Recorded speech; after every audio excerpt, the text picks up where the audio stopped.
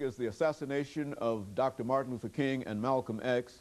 And we have with us Dr. AAl-Hadid from Tennessee State University and Dr. LBaldwin from Vanderbilt University. And of course, Dr. Baldwin, we promised that we would give you an opportunity to sort of paint the conditions for that surrounded the assassination of Dr. King.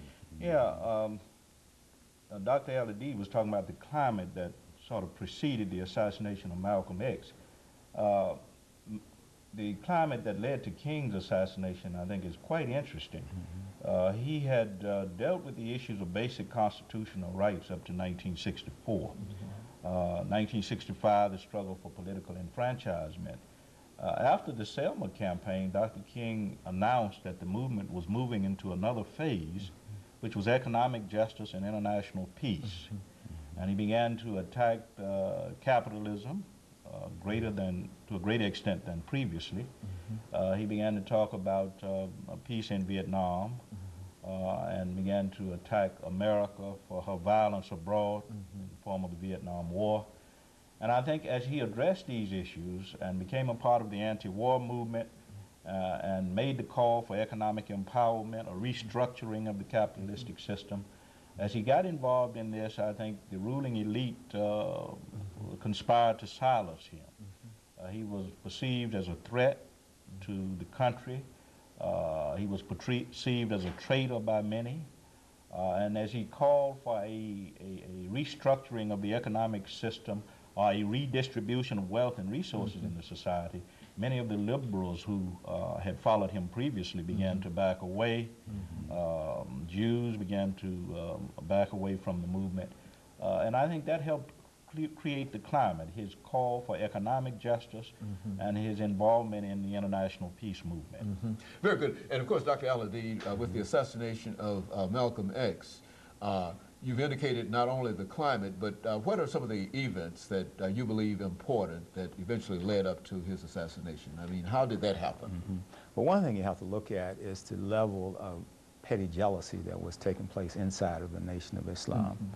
And also the fact that two of the Honorable Elijah Muhammad's sons, Wallace Muhammad and Akbar Muhammad, were trying to move the Nation of Islam toward mainstream or Sunni Islam.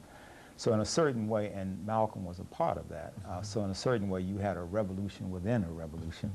You had an organization that was preaching a type of black religious nationalism that was not embraced by mainstream Muslims. Then you had three people inside that organization was trying to line it up with mainstream Islam. So when Malcolm was sort of suspended from the organization, he knew at that point that he was not going to be admitted back in. So he established his own community. He established the Muslim Mosque Incorporated in March of 1964. Then in April that same year, he made the pilgrimage to Mecca to legitimize his approach to Islam.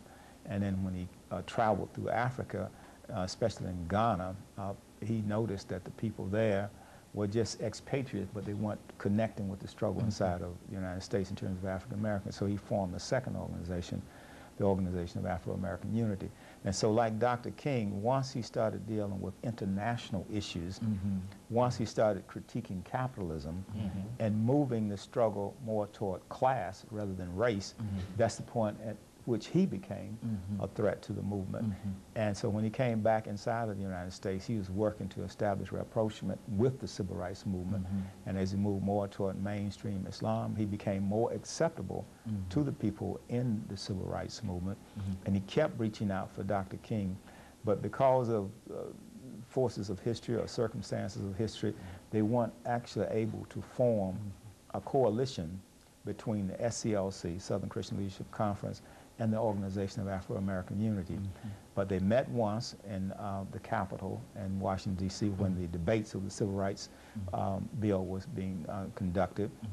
And I understand, too, that there were some telephone calls between the two of them. This is reported in Coretta Scott King's book, My Life with Martin Luther King. And so when he went to Selma on the occasion of the Selma to Montgomery March, which had to do with the voting rights, to meet Dr. King, at that time Dr. King was in jail. So unfortunately he was not able to meet him. And he had, of course, to leave. He went to Europe. When he came back, Shortly after that, he was assassinated, February 21st, 1965. Now, the assassination took place in the Audubon. It involved individuals who had had some history as members of the Nation of Islam, but you also have to understand that the Nation of Islam at that time was thoroughly infiltrated. So I guess the question would become, who were the people that perhaps had a reason to assassinate him?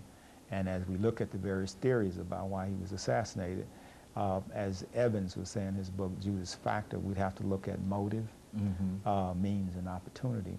So on that basis, I think that the intelligence community had a motive, organized crime had a motive, and the Nation of Islam. So it's difficult to say with certainty who actually caused this, but there are three people that were identified.